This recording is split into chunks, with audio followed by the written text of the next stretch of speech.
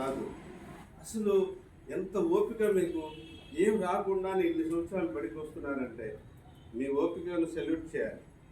Actual రారు, చాలామంది drop out అయ్యేది అందుకే, అర్థం కాకనే, చదువు అర్థం కాకనే బడికి మానేస్తారు. కానీ కొందరు ఏమి రాకపోయినా 10వ తరగతి దాకా వస్తారు.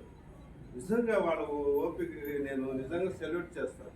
వాళ్ళు ఈ సెకండ్ అయినా మారండి, నిజాయితీగా మీకు నేర్చుకునేదానికి ప్రయత్నం చేయండి. చాలు, ఒక 10 రోజులు చాలు, చదవడం రాయడం వచ్చేస్తుంది, పరీక్షలు గ్యారంటీ పాస్ అయిపోతుంది.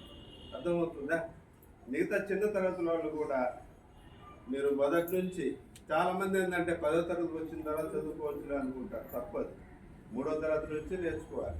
ఇప్పుడు నేను 1వ తరగతిలోనే కొందరు పిల్లకాయలకి చదవడం రాయడం నేర్పించి, ఎక్కాలు 20 ఎక్కాలు నేర్పించి, చతుర్థ పిక్రలు నేర్పించి, వేమన సుమతి పద్యాలు ఒక్కొక్కరికి 20-30 పద్యాలు నేర్పించి చూడకుండా రాయించి నేను 1వ తరగతి టీచర్ కూడా చేశాను. అంటే 5-6 ఏళ్లలో నిన్ని సాధ్యం చేయింది. 10వ తరగతి పిల్లకాయలు కూడా చాలా మందికి రావడం లే. అంటే ఏంది, ఇష్టం లేదు. ఆ ఇష్టం తెచ్చుకుంటే అన్నీ వస్తాయి. ఇప్పుడు నేను రోజుకు కొన్నిసార్లు 50 పేజీలు మ్యాటర్ కూడా 5-6 ఆర్టికల్స్ వస్తాయి. ఇన్ని ఆర్టికల్స్ మీరు ఎలా తయారు చేశారంటే అంతే, ఇష్టం ఉంటే నేనే చేయవచ్చు. ఇష్టం లేకపోతే ఒక 5 నిమిషాలు కూడా చిన్న పని కూడా చేయలేము. సోమర్థనంగానే సమయం అంతా వృధా అయిపోతుంది. ఎవరైతే సోమర్థనంగా ఉంటారో వాళ్ళు ఏమి చేయలేరు. అదే హుషారుగా ఉండేవాళ్ళు ఎంత పనైనా చేస్తూ ఉంటారు, ఇంకా 4 పనులు ఇచ్చినా చేస్తారు. అంటే ఆ ఎనర్జీ లెవెల్స్ అలా ఉంటాయి. వాళ్ళ మెమొరీ కూడా అలాగే ఉంటుంది, జ్ఞాపశక్తి కూడా బాగుంటుంది.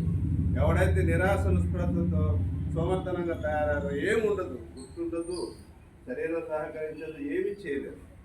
అలా బతికుండే సవాళ్ళగా మనం మారకూడదు.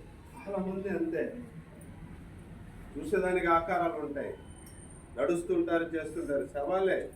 వాళ్ళు ఎటువంటి యూజ్ ఉండదు, పిల్లలకి యూజ్ ఉండదు, భార్యకి యూజ్ ఉండదు, సొసైటీకి యూజ్ ఉండదు. అట్లా సవాళ్ళగా బతకూడదు.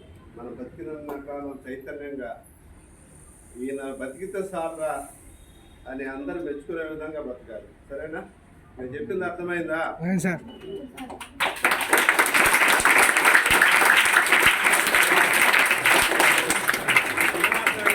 దేని గురించి చెప్పాను నేను?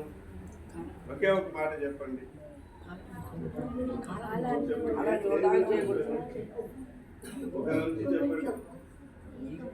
దేని గురించి చెప్పాను?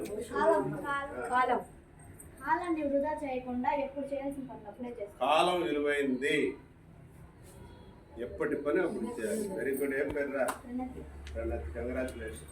నేను వచ్చినప్పుడు చూస్తున్నాను రా అమ్మాయిని. ప్రేయర్ కూడా చాలా చాలా ఏకాగ్రతగా, కాన్సన్ట్రేషన్గా చాలా అద్భుతంగా పాడింది. ముచ్చట చేస్తుంది నాకు. ఇప్పుడు నేను అడిగిన ప్రశ్న కూడా సూటిగా మంచి సమాధానం చెప్పింది. Very good. Wish all the very very very.